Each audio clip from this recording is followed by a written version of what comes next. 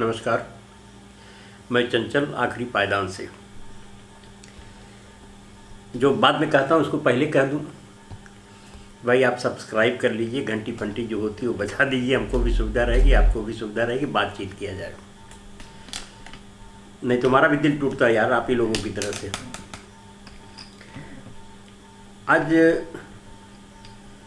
ये नहीं कह सकता कि राजनीति पे बात नहीं होगी, इसलिए कि 24 घंटे जब राजनीति पे ही मामला फंस गया है जा करके, तो उसी पे बात किया जाए और पूरा आवागमन पे बात हो। राजनीति में आवागमन बहुत दिलचस्प वाकया है, जिसको सामान्य भाषा में पिछले 10-12 सालों में या और उसके पहले आया राम गया राम कहा गया, उसके बारे में है। कोई इधर से उधर जाता है, उधर से इधर जाता है। तो आपको याद होगा वो तोबा टेक सिंह की कहानी है। तोबा टेक सिंह एक कहानी है मंटो की, कि लाहौर के पागलखाने में जब ये खबर फैल गई कि अब 2 मुल्क बनेंगे, इस पार जाओगे कि उस पार जाओगे, तो पागलों ने एक बीच में लकीर खींची और एक तरफ अपने हो गए कि ये हिंदुस्तान है, दूसरी तरफ कहे बोले कि ये पाकिस्तान है। जिसको इधर से कोई दिक्कत होती थी उधर चला गया, उधर से इधर आ गया, वो कोई दिक्कत नहीं थी। सरदार जी ऊपर नीम के पेड़ के ऊपर बैठ गए थे और वो एक ही चीज़ पूछ रहे थे कि तोबा टेक सिंह किधर है, कुछ और बोलते थे। आज हमारी स्थिति वही है। ईमानदार आदमी पूछ रहा है कि तोबा टेक सिंह किधर है, तो उसको पागल कहा जा रहा है कि विकल्प क्या है, रास्ता क्या है, किधर जाना है। और दूसरे वो हैं कि जो हिंदुस्तान पाकिस्तान खेल रहे हैं, कभी इधर कभी उधर। अभी 2 लोगों के नाम फिलहाल चर्चा में आए। एक नई संस्कृति का विकास हुआ है और इसको अगर थोड़ा संजीदगी से चलें तो हम एक छोटा सा उदाहरण आपको दे देते हैं। 1948 में हिंदुस्तान की एक बड़ी शख्सियत आचार्य नरेंद्र देव कांग्रेस पार्टी से निकले और उत्तर प्रदेश विधानसभा के उन दिनों वो सदस्य थे और वो नहीं चाहते थे कि वो जब पार्टी से निकल गए हैं तो उस पार्टी का ये जो जिसके चलते वो विधायक बने हुए हैं वो उनके पास रहे। हालांकि कांग्रेस ने भरपूर मनाया, इसलिए कि नेहरू साहब से बड़े अच्छे उनके संबंध थे, दोस्ताना रिश्ते थे, सब एक ही मिजाज के और एक ही विचार के लोग थे। तो पंडित नेहरू ने बहुत समझाया कि नहीं, आप विधानसभा के सदस्य बने रहिए, ठीक है, आप अपनी पार्टी बना रहे हैं, निकाले गए हैं तो निकाल वगैरह वगैरह, लेकिन उन्होंने इस्तीफा दे दिया। अब दूसरे मुद्दे पर आइए साहब, कि एक साहब हैं गोविंद बल्लभ पंत, जो उत्तर प्रदेश की कमान संभाले हुए हैं। नेहरू इतने बड़े डेमोक्रेट थे कि कभी दूसरे के काम में दखलंदाजी नहीं किए। इसके बावजूद उन्होंने कहा कि आचार्य नरेंद्र देव के खिलाफ कांग्रेस का उम्मीदवार नहीं खड़ा करिए। लेकिन चूंकि वो संगठन में कमज़ोर थे, संगठन में ये पटेलवादी लोग हावी थे, तो वो नहीं माना गया। और नाम आपने सुना होगा, उनके नाम पे गोरखपुर में बहुत बड़ा अस्पताल है, जिसकी कंट्रोवर्सी पिछले दिनों आई थी। बाबा राघव दास उस समय बहुत कमाल के आदमी थे और कांग्रेस मूवमेंट के अच्छे आदमी थे। वो कहने के लिए बाबा थे, लेकिन बहुत ही रिवोल्यूशनरी आदमी थे। तो बाबा राघव दास को उठा करके ले आए फैजाबाद और वहाँ से इनको लड़ा दिया अकबरपुर से, जो भी कॉन्स्टिट्यूंसी रही। आचार्य नरेंद्र देव उसमें चुनाव हार गए। बाबा राघव दास ने क्या कहा, वो अलग की एक कहानी है। उन्होंने कहा कि गलत फैसला इन लोगों ने लिया, हमसे बहुत ज़्यादा योग्य है आचार्य नरेंद्र देव। एनीवे, यहाँ से 2 सवाल उठते हैं।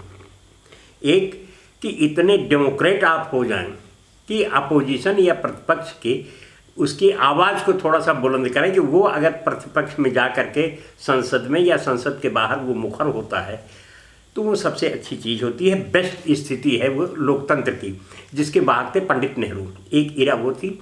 एक इरा ये है कि आप साहब दो सीट भी नहीं पा रहे हैं, लेकिन आप सरकार बना ले रहे हैं। कितनी खूबसूरत बात है ये।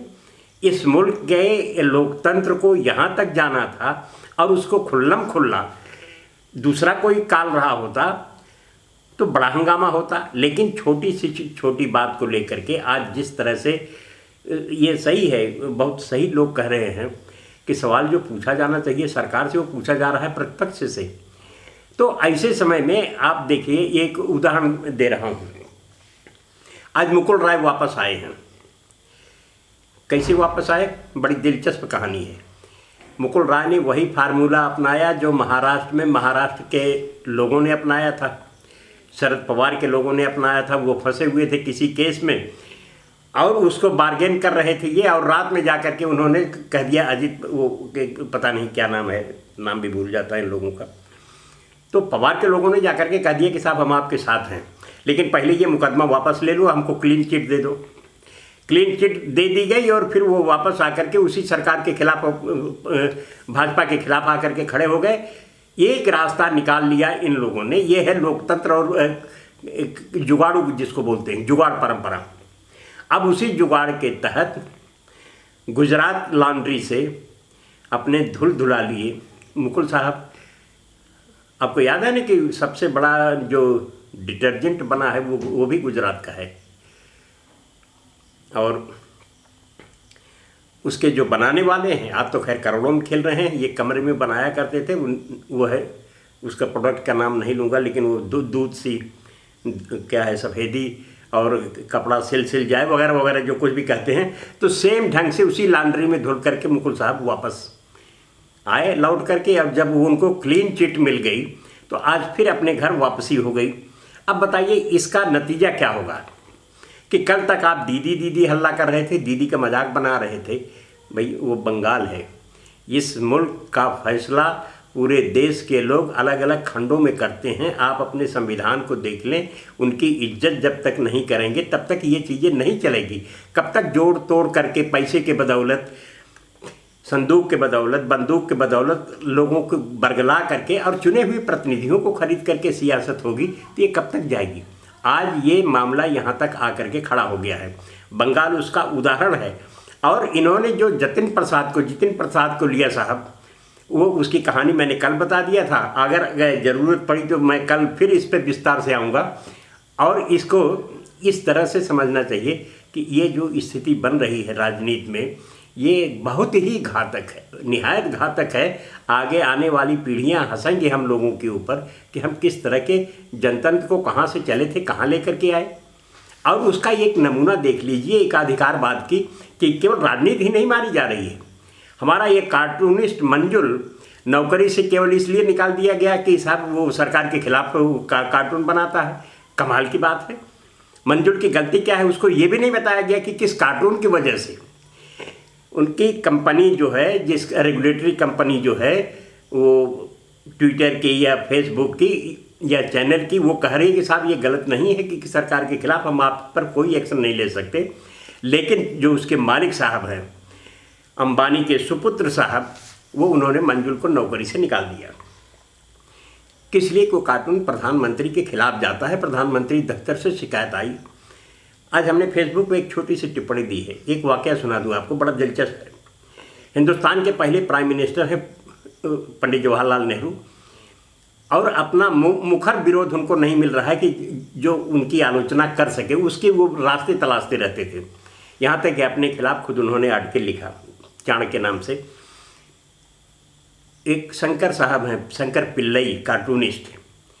नेहरू के हर उनके कार्टून में कहीं न कहीं से नेहरू साहब आ जाते हैं और बहुत सख्त वो उनके घेरे में लेते हैं शंकर। एक कार्टून में उन्होंने पंडित नेहरू को गधा बना दिया। आज जरा अंदाज लगाइए कि आज की स्थिति होती तो क्या हो जाता। लेकिन देखिए साहब कमाल का कि दूसरे दिन पंडित नेहरू ने पिल्लई को, शंकर पिल्लई को फ़ोन किया कि साहब आप एक गधे के साथ चाय पीना पसंद करेंगे। ये जुमले हमारे यहाँ से अब निकल रहे हैं, ये रवायतें ख़त्म हो रही हैं। इस तरह की चीज़ें बर्दाश्त करने की क्षमता लोगों के अंदर ख़त्म हो रही है। तो हम बार बार ये कहते हैं कि कांग्रेस की जो रवायत है वो आज तक जिंदा है। वो गांधी से शुरू हुई कि आप कितना भी साहब उन पर तंज कसिए, कितना भी मजाक उड़ाइए, गांधी हैं, नेहरू हैं। इंदिरा गांधी से थोड़ा कम बर्दाश्त होता था। राजीव गांधी जम करके उसको पसंद किए हैं कि उनको ये पसंद था कि उनकी आलोचना हो। उनसे सबसे आगे आज राहुल गांधी चले आए हैं और बार बार कहते हैं सब, आप उनको पप्पू बना रहे थे, खुद कहते हैं कि हाँ हम पप्पू हैं, आप बोलो हमसे कि क्या बात है। तो ये जो चीज़ें होती हैं उस पर ये तंज की जो स्थिति है, जो सिकुड़न है, जो इनकी भाषा सिकुड़ रही है, सोच सिकुड़ रही है, इस पर भी तो पीढ़ियाँ पूछेंगे, सवाल पूछेंगे। ऐसे में हम आपसे निवेदन करते हैं कि थोड़ा गंभीर मुद्दे को लेकर के चला जाए। और कल हम आपसे बात करेंगे किताबों पर। ज़रूरी नहीं कि हर बार राजनीति पे ही बात हो, और बेहतर किताबों पर बात करेंगे। हमारे कुछ मित्र लोगों ने बहुत अच्छी अच्छी किताबें भेजी हैं, उनके ऊपर थोड़ा सा गंभीर बात हो और उस मुद्दे को लेकर के चला जाए, इसलिए कि हमारी जो अगली पीढ़ी है किताब से बहुत दूर भाग रही। तो इन्हीं शब्दों के साथ मैं आपसे इजाज़त लूँ। सब्सक्राइब कर लीजिएगा। धन्यवाद।